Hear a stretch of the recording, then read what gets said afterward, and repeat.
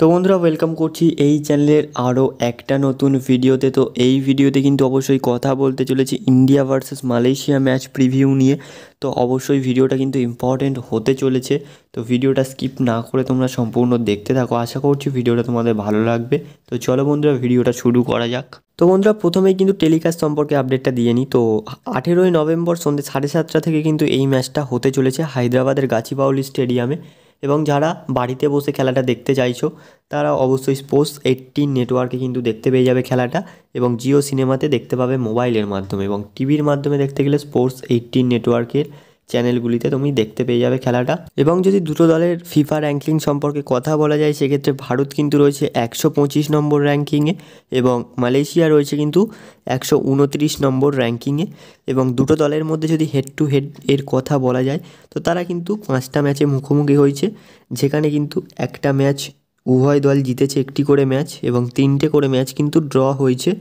এবং উল্টো দিক থেকে ইন্ডিয়ার কথা যদি বলি, ইন্ডিয়া কিন্তু টোটাল ওভারঅল 7টা গোল খেয়েছে 5টা ম্যাচে অ্যান্ড 8টা গোল কিন্তু কনসিভ করেছে।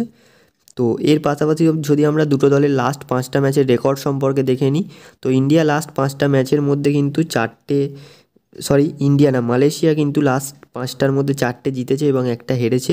অ্যান্ড ইন্ডিয়া কিন্তু লাস্ট 5টার মধ্যে কিন্তু 3টে ড্র করেছে আর 2টো হেরেছে। তো বন্ধুরা এবারে যদি প্রবেবল লাইন আপ সম্পর্কে কথা বলি, সেখানে হয়তো আমরা 4-2-3-1 ফরমেশনে যেতে দেখতে পারি কোচ মানুলো মার্কোয়েজ রোকাকে। সেখানে গোলকিপার পজিশনে বিশাল কাইতকে যতই তোমরা দেখতে যাও কিন্তু গুরপ্রীত সিং সান্ধুই শেষ ম্যাচ স্টার্ট করবে। তো আমরা গুরপ্রীত সিং সান্ধুকেই রাখছি।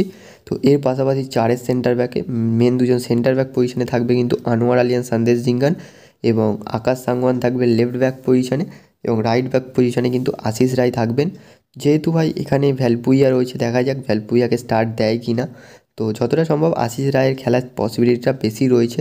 তো এর পাশাপাশি অবশ্যই যদি আমরা কথা বলি সিডিএম পজিশনে, সেখানে সুরেশ সিং ওয়াংজাম এবং আপুইয়া রালতে রয়েছে, দুজনেই কিন্তু খেলবেন।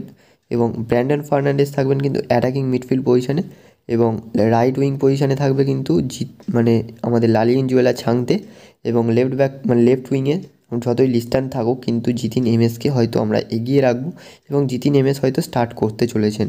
এবং ফারুক চৌধুরী কিন্তু সেন্টার ফরওয়ার্ড পজিশনে কিন্তু ফারুক চৌধুরী স্টার্ট করবেন। এডমান লালিয়ান্ডিকা হয়তো সেকেন্ড হাফের দিকে আসতে পারে। তো দেখা যাক কি হয়, পসিবিলিটি রয়েছে এরকম একটা লাইন আপ হওয়ার। তো ভিডিওটা কেমন লাগলো কমেন্টে জানিও, অ্যান্ড চ্যানেলে নতুন হলে অবশ্যই সাবস্ক্রাইব করে দিও বন্ধুরা। দেখা হচ্ছে পরবর্তী ভিডিওতে। Thanks for watching and keep supporting.